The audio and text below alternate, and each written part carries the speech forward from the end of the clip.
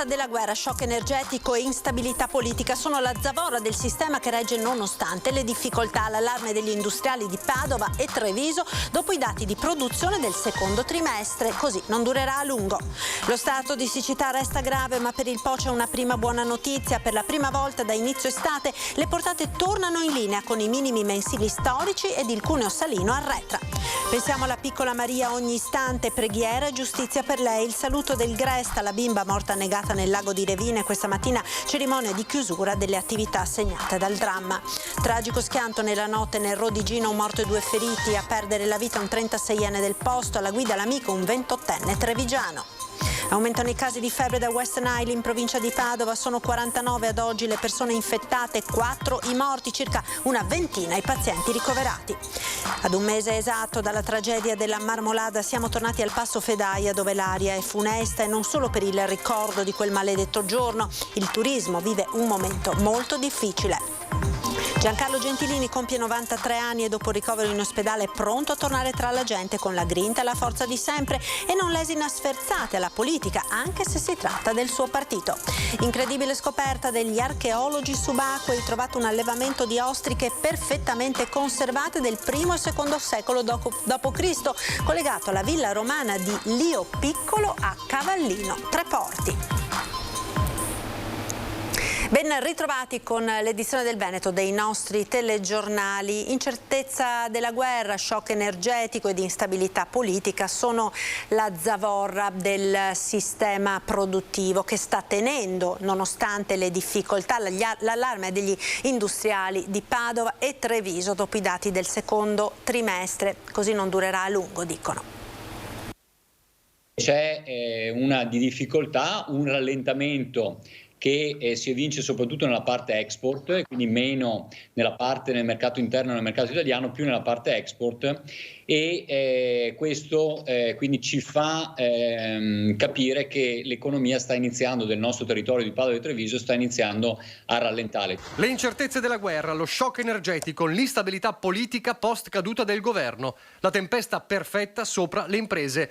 È il presidente di Assindustria Veneto Centro, Leopoldo Destro, a lanciare l'ultimo appello alla politica di fronte all'analisi congiunturale del secondo trimestre 2022, perché la resilienza delle imprese di Treviso e Padova consente di mantenere solido il sistema, ma non ancora per molto. La zavorra sta bloccando la crescita. Sono dati ancora positivi perché siamo al 7,2%, però è il dato più inferiore degli ultimi 4 trimestri. Per gli industriali, fiducie attese sui livelli di produzione e ordini e condizioni di investimento sono in costante deterioramento. Il 95,3% delle imprese è gravato da rincari delle materie prime e poi il capitolo costi energia, 10 volte più cara rispetto al 2020. Gli aumenti continuano a essere molto importanti e alle volte, mi lasci dire, insostenibili. Ormai questo rappresenta veramente un tema di sicurezza nazionale, di sicurezza del nostro tessuto. Quindi va affrontato in maniera urgente e sarà una delle prime, penso, cose che dovrà affrontare sia il governo uscente che il governo che dovrà entrare, perché sennò la situazione diventa veramente preoccupante. La caduta del governo è stata l'ultima spallata. Un governo che inspiegabilmente e irresponsabilmente cade a 6 mesi dalla sua naturale scadenza. Il mix delle cose spaventa e tutte tra l'altro situazioni che hanno un orizzonte di risoluzione che non è quello di domani. Qualunque governo ci sarà, al di là del colore politico, gli industriali chiedono più competenza nei settori strategici e poi una lista di priorità urgenti.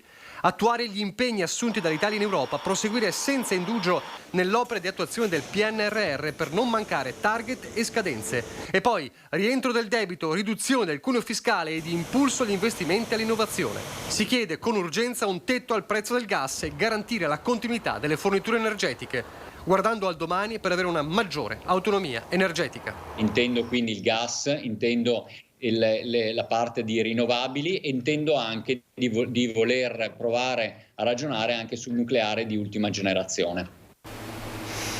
E la politica ora con l'accordo PD-Azione visto dal Veneto, una naturale alleanza rivolta all'elettorato moderato, siglata con responsabilità su temi e programmi, dicono gli interessati dopo un primo iniziale sconcerto.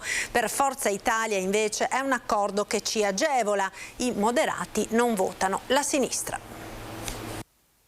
Il Veneto si era espresso perché Azione si presentasse a queste politiche, diciamo così, correndo da solo o meglio al fianco di più Europa. Allo sconcerto iniziale, alla notizia dell'accordo tra Letta e Calenda, i militanti veneti di Azione serrano le fila attorno al leader nel nome della responsabilità. Alla fine Azione ha scelto l'Italia con lucidità, con pragmatismo, con grande responsabilità politica. Ecco, questa va sottolineata.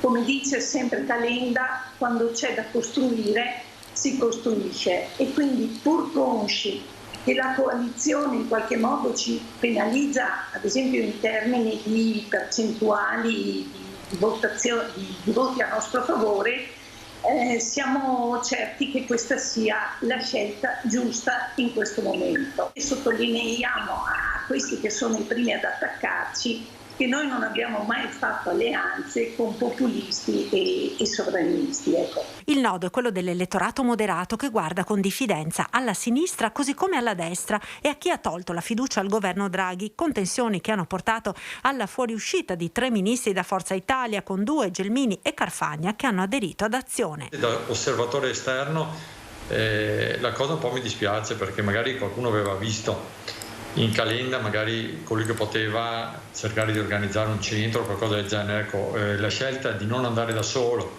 ma di unirsi ad uno dei due poli è inevitabilmente dovuta, ripeto, a un tornaconto elettorale, ma questo lo sappiamo tutti, penso che lo sappia chiunque faccia politica, che tutti hanno dovuto poi accasarsi in uno schieramento o nell'altro. Per quanto riguarda l'incoerenza, io penso che da quando Forza Italia è presente sul panorama politico le alleanze siano sempre state quelle, per cui mi sembra strano che si taccia o si parli di incoerenza rispetto a una forza politica che ha sempre avuto negli ultimi 20 anni lo stesso tipo di alleanze. Ribatte il Partito Democratico. Nella coalizione di centrodestra il centro non c'è più. Oggi deve essere chiaro che la coalizione di destra ha perso il centro, è totalmente schiacciata sulle posizioni sovraniste, populiste della Meloni e di Salvini, che non è Zaia, che è Matteo Salvini, e chi sta dentro quella coalizione sta su quella roba lì.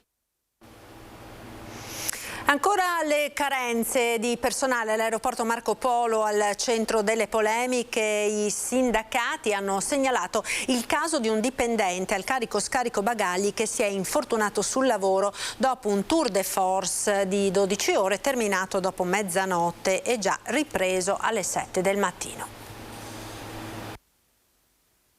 Dopo aver lavorato per oltre 12 ore consecutive, da mezzogiorno a mezzanotte e mezzo, un addetto al carico-scarico bagagli dell'aeroporto Marco Polo di Venezia ha ripreso il turno alle 7 del mattino seguente, quando, stressato dal caldo e dal mancato riposo, si legge in un esposto presentato dal CUB Trasporti di Venezia allo Spisa, all'INAIL, all'Ispettorato al Lavoro e per conoscenza alla Prefettura, ha subito un incidente finendo con il muletto che stava conducendo contro i dolli, rimediando la frattura di una caviglia.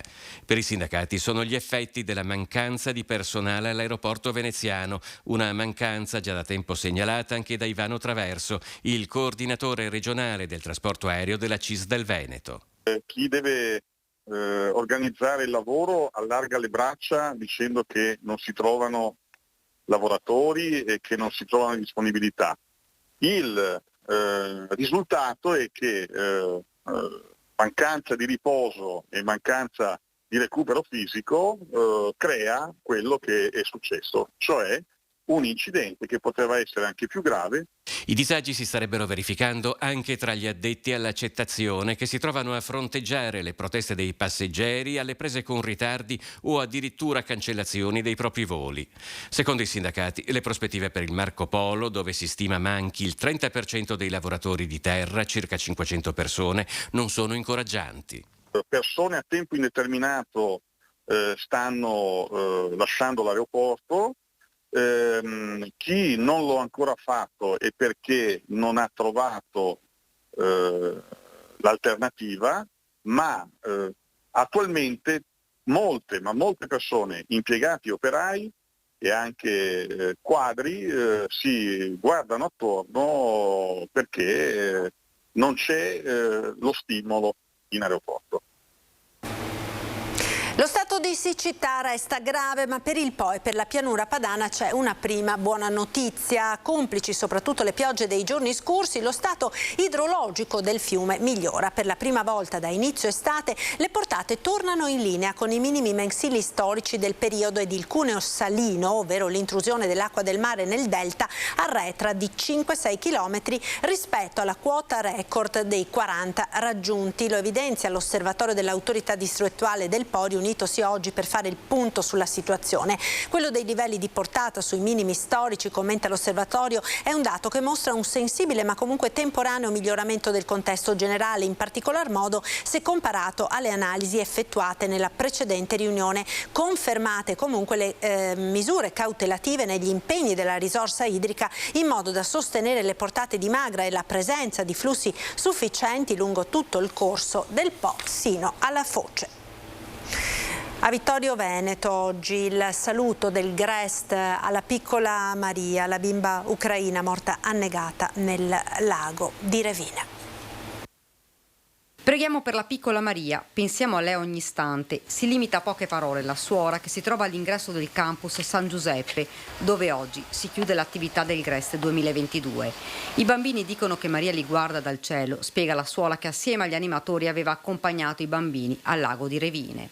Ed è così che i piccoli riescono ad affrontare un dolore grande, sconosciuto. Così riescono a salutare la loro amichetta scomparsa all'improvviso. Il portone del campus si apre leggermente per far entrare le famiglie dei bimbi, poi si chiude come a voler proteggere questi piccoli che hanno già vissuto un momento tanto drammatico. Intanto rispettiamo il silenzio che le suore hanno chiesto rispetto a questa vicenda, anche perché la magistratura sta facendo il suo corso. Abbiamo pregato soprattutto per Maria, per la sua famiglia, per i ragazzi del GREST e per i responsabili. È il giorno del silenzio, si cercano parole difficili da trovare. Alla preghiera per Maria era presente anche la mamma, le guance solcate dalle lacrime. Siamo in contatto con la famiglia attraverso padre Yuri. Oggi abbiamo preferito che ci fosse padre Yuri, che è il cappellano degli ucraini qui da noi, Conegliano, Vittorio Veneto, Belluno, e abbiamo affidato a lui un cartellone con i pensieri dei ragazzi per Maria da consegnare alla famiglia. 3 parole che Maria, dice Don Andrea, ci restituisce. Grazie per l'amicizia che è nata, per come è stata accompagnata anche al GREST e per tutto quello che di bello ha saputo vivere qui da noi. Forza, questa forza della vita che supera la morte, quindi un coraggio che ci viene chiesto di vivere e di saper far nostro. E l'ultima parola che abbiamo voluto affidare è quella della gioia. La gioia che è un po' la richiesta che Maria ci fa, di vivere dentro le nostre gioie il ricordo della sua presenza. Ed è stata aperta dalla Caritas di Vittorio Veneto una raccolta fondi per chi vuole sostenere la famiglia di Maria. La bimba sarà sepolta nel suo paese, quel paese da dove era scappata a causa della guerra. Una grande sofferenza, dice Don Alessio. È un momento davvero difficile e si è tutti dispiaciuti per quanto accaduto. La fede un po' aiuta e abbiamo fiducia comunque anche che il percorso dal punto di vista del cammino della giustizia possa fare chiarezza su tutto quello che è accaduto. Torniamo sull'incendio ai pannelli fotovoltaici sul tetto della casa di Noventa Padovana di Alex Zanardi, tecnici al lavoro per la sistemazione dei danni. Nel frattempo il campione paralimpico è stato spostato al San Bortolo di Vicenza. Finestre aperte, via vai di tecnici per i sopralluoghi. Sono in corso le verifiche nella casa di Alex Zanardi, dove nel pomeriggio di ieri si è sviluppato un principio di incendio partito dai pannelli solari posizionati sul tetto. Dichiarata agibile dai vigili del fuoco, dalla villetta i familiari hanno però preferito trasferire il campione paralimpico accolto nella struttura riabilitativa dell'Ulsotto di Vicenza, che lo aveva ospitato per mesi prima del suo ritorno a casa il Natale scorso, dopo il terribile incidente incidente del 19 giugno 2020. Si stava allenando sulla sua handbike sulle colline senesi il campione paralimpico. Lo scontro con un camion aveva frenato la sua corsa, riducendo Alex Zanardi in fin di vita. La sua grande forza di volontà, l'amore della famiglia e l'affetto di tutta Italia, dopo mesi di riabilitazione lo avevano riportato nella casa di Noventa Padovana, dove continua il percorso di cura circondato dall'affetto di tutto il paese. Ancora cronaca, tragico schianto la scorsa notte in provincia di Rovigo, un morto e 2 feriti. Il bilancio, a perdere la vita un 36enne del posto, alla guida dell'auto un 28enne trevigiano. Una serata in compagnia di amici che si trasforma in tragedia, l'ennesima. È morto così il giovane papà 36enne Mattia Guarnieri di Bergantino nel Rodigino. Lo schianto fatale nello stesso paese, a poca distanza da casa dove ad attenderlo c'erano la moglie e il figlio piccolo. Mattia, tecnico manutentore alla Bormioli Pharma, era uno dei 2 passeggeri della BMW condotta da un 28enne trevigiano di Farra di Soligo. In auto anche un 35enne di Melara. Poco dopo le 23:30, improvvisamente e per cause in corso di accertamento da parte dei carabinieri, l'auto è uscita di strada ribaltandosi. Uno schianto terribile che non ha lasciato scampo a Guarnieri, mentre i 2 amici hanno riportato ferite lievi. Sotto shock e disperati hanno chiamato i soccorsi, ma era già troppo tardi per il giovane papà. La sanità, ora sono 4 i nuovi casi di febbre da West Nile registrati in provincia di Padova, che al momento risulta una delle più colpite dal virus. Aumentano i casi di febbre da West Nile in provincia di Padova. Sono arrivati a 39 ad oggi le persone infettate dal virus, mentre sono 4 i morti, 3 verificati e 1 in fase di accertamento. Ora in ospedale sono circa una ventina i pazienti ricoverati. Tra di loro anche 30 e 40enni, a testimonianza che non è una malattia che colpisce solo gli anziani. La provenienza dei pazienti riguarda tutta la provincia: Padova, Arzelgrande, Correzzola, Pontelongo, Selvazzano Dentro, Anguillara, Legnaro e Villafranca Padovana.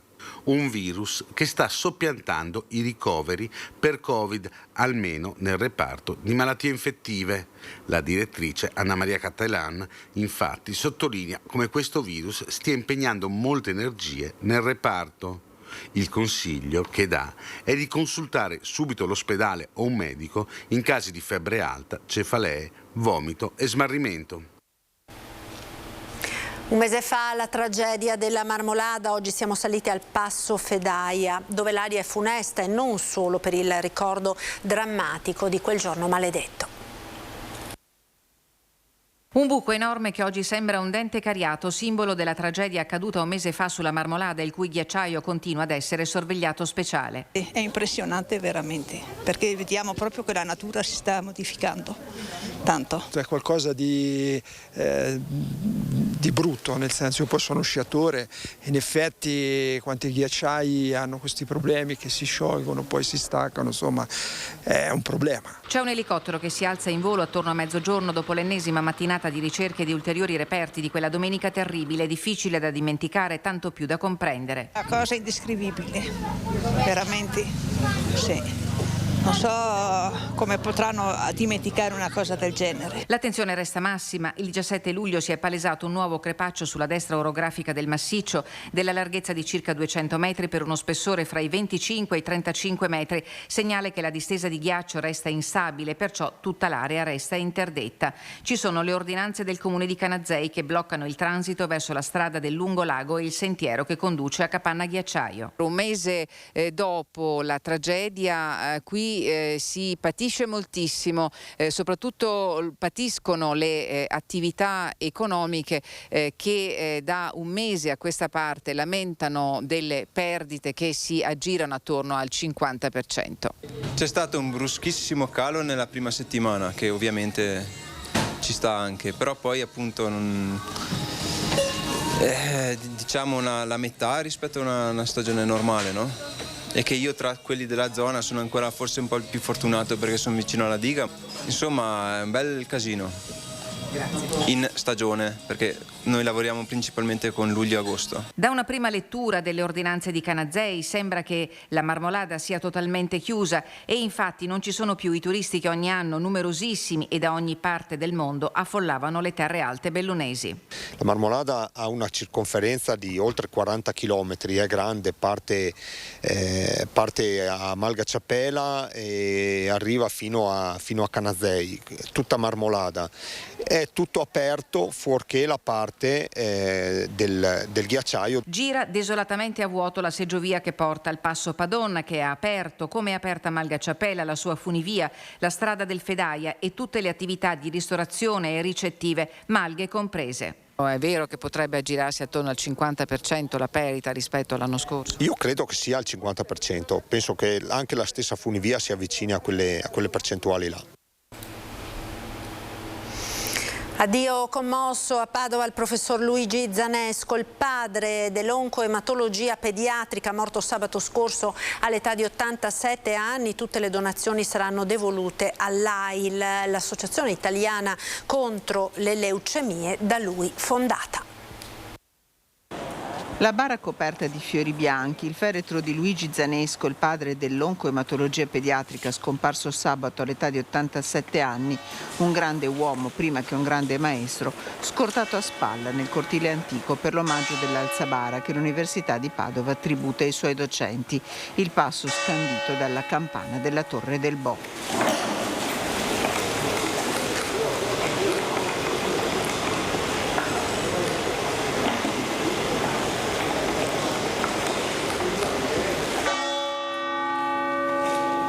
Dalle 11 in Duomo, la cerimonia funebre preceduta dai saluti. Sull'altare le infermiere dell'oncoematologia pediatrica e una delle due figlie che legge il ricordo di un suo allievo che con lui aveva condiviso il desiderio di curare quei piccoli malati di leucemia destinati negli anni 60 e 70 a morte certa, a cui Luigi Zanesco ha dato una speranza.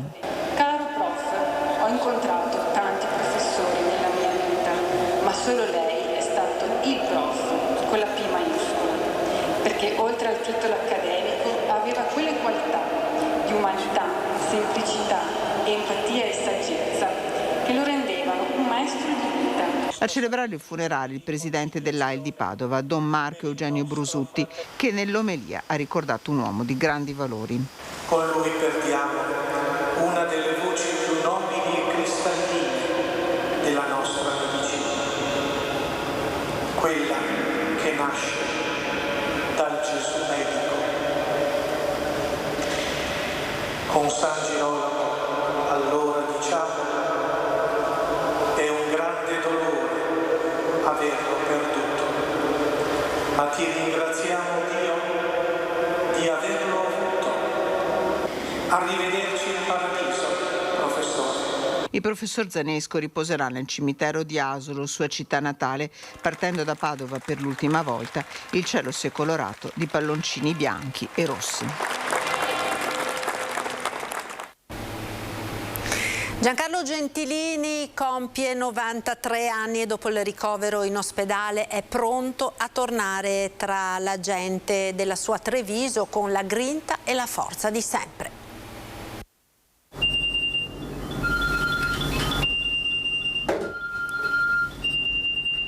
Sì? Il telefono non smette di squillare a casa Gentilini, decine e decine di chiamate di auguri per i 93 anni dello sceriffo. Oggi io compio 93 anni, ma sapete, torna a fiorire la rosa che pur dianzi languia e quindi ritornerò molto presto in mezzo a tutti voi e alla città di Treviso. La grinta è quella di sempre, nonostante sia appena uscito dall'ospedale per un intervento alla cistifellea. È stato un incidente di percorso, ma l'ho superato e quindi torno più forte di prima. La giornata è iniziata presto con al fianco la moglie Maria, la torta pronta sul tavolo per festeggiare. Immancabile la lettura dei quotidiani perché l'interesse per ciò che accade a Treviso è sempre in cima ai pensieri dell'ex sindaco, con il leone di Casugana ancora pronto a ruggire quando si tratta di politica. Adesso vedo che c'è soltanto la corsa alla sedia, allo scranno e in ultima fase pensano alla città e ai cittadini d'Italia. Pronto a sferzare anche quando si tratta del suo partito, come l'ultima polemica sui 5.000 euro richiesti dalla Lega ai consiglieri regionali per finanziare la campagna elettorale. I denari li devono versare coloro che saranno candidati, perché c'è una grande battaglia fra candidati, lotta all'ultimo sangue, e quindi chi vuole arrivare allo scranno di Roma deve pagarsi le spese. Poi la giornata prosegue in centro con l'immancabile brindisi ai 2 Mori, attorniato da amici e fedelissimi, ma dai tanti cittadini che arrivano gli auguri più cari. Io voglio anche ringraziare tutti quanti delle dimostrazioni di affetto e simpatia che da questo momento non si fermano più. Ricordatevi, cittadini, che io non ho nessuna intenzione di mollare. Io voglio tornare in mezzo a tutti voi e concorrere a decidere le sorti della città di Treviso e della nostra civiltà. Importante scoperta archeologica, gli archeologi subacquei in ausilio con la soprintendenza del Comune di Venezia hanno ritrovato un allevamento di ostriche risalenti all'età romana. Nei giorni scorsi è stato effettuato un ritrovamento del tutto inaspettato nelle acque lagunari, dove sta attualmente lavorando un team interdisciplinare di esperti. Gli archeologi subacquei hanno ritrovato, pensate un po', un allevamento di ostriche risalente al I e al II secolo a.C. nel sito archeologico collegato alla villa romana Lio Piccolo nel comune di Cavallino Tre Porti. Il fondale conserva una vasca in mattoni di forma rettangolare databile al I e II secolo a.C. In età romana la struttura era sommersa e serviva per la conservazione, forse poco prima della consumazione, di ostriche. Questi crostacei si sono infatti eccezionalmente conservati sul fondo della vasca. Si pensa inoltre che le ostriche non fossero l'unica specie ospitata. Le indagini sono state dirette da Carlo Beltrame, professore associato di archeologia marittima dell'Università Ca' Foscari di Venezia, con l'ausilio della Soprintendenza Archeologica Belle Arti per il Comune di Venezia e Laguna. Secondo l'ipotesi preliminare del team di esperti, Lio Piccolo è una villa marittima di un certo livello, dotata di piscine per l'allevamento ittico. Gli studiosi hanno rinvenuto delle strutture fondazionali palificate, infisse sul fondale argilloso compatto, che sostenevano dei camminamenti in mattoni rivestiti da coccio-pesto, oltre a numerosi resti di affreschi di pregio e di mosaici bianchi e neri. Il sito si inserisce nel progetto di archeologia dei paesaggi lagunari incentrato sulla ricostruzione della dimensione portuale di Altino, l'antica città romana, nell'attuale comune di Quarto d'Altino. Ed era questo l'ultimo servizio per il TG del Veneto. Grazie per essere stati con noi. Ci salutiamo con le previsioni del tempo per le prossime ore, il nostro meteo. Arrivederci.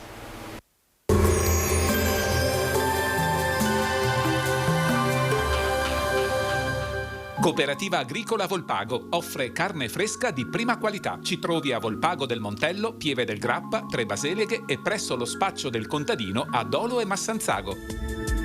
Bentrovati al meteo. L'Italia è alle prese con l'ennesima espansione dell'anticiclone africano, con una nuova fase calda, seppur meno estrema della precedente. Tempo sostanzialmente buono. Vediamo insieme il dettaglio. Sul Veneto la grafica di giovedì 4 agosto evidenzia una situazione tranquilla. Avremo tanto sole con cielo in pianura prevalentemente sereno. In montagna poco nuvoloso con possibili brevi rovesci temporaleschi nel corso del pomeriggio. Temperature in aumento, minime tra 18 e 24 gradi, massime invece comprese tra i 32 e i 36 gradi all'incirca. Spostiamoci ora sul Friuli Venezia Giulia, anche in questo caso sarà asciutto e stabile, con ampio soleggiamento e cielo limpido. Non sono attese piogge degne di nota. Temperature minime sui 22-24 gradi, massime intorno ai 32-34 gradi. Infine diamo uno sguardo alla situazione del Trentino Alto Adige, anche qui sarà soleggiato, non si esclude qualche isolato temporale pomeridiano. Temperature minime intorno ai 20 gradi, massime sui 35 all'incirca. Dal meteo di Antenna 3 per ora è tutto, grazie per l'attenzione, arrivederci.